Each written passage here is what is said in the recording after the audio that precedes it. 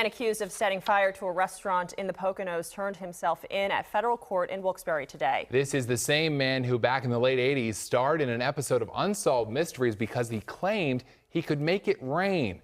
And to this day, that case is still a mystery to police in Stroudsburg. Newswatch 16's Reagan Medji is in the newsroom with the unusual story. Reagan. Well, good evening, guys. Donald Decker voluntarily turned himself in this afternoon in federal court in Wilkes-Barre for setting a restaurant on fire last year in Tobyhanna. Now, this isn't the first time Decker has had a run-in with the law. Back in the 80s, police in Stroudsburg investigated a bizarre case involving Decker, which remains a mystery to this day.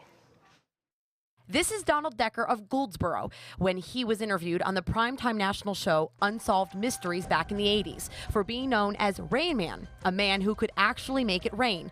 Now he's getting attention again, but this time he's facing federal arson charges for setting Dana's restaurant and tavern in Tobyhanna on fire last year. Investigators say he was hired by the owner to burn down the business. Decker voluntarily turned himself in at federal court in Wilkes-Barre.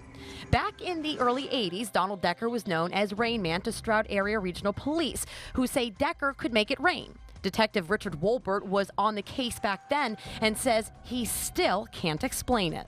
Water traveling, flying around the room horizontally.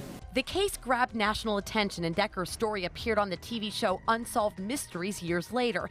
This is Decker being interviewed and Detective Wolbert.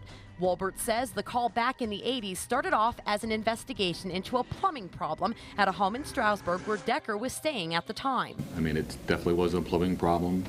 It was just appearing and then flying around the room. And I was still wearing glasses at the time, and I was getting struck in the face with it.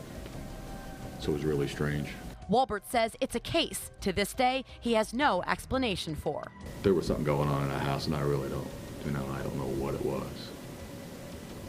His explanation was that a relative had passed away and had something to do with it, but that came from him.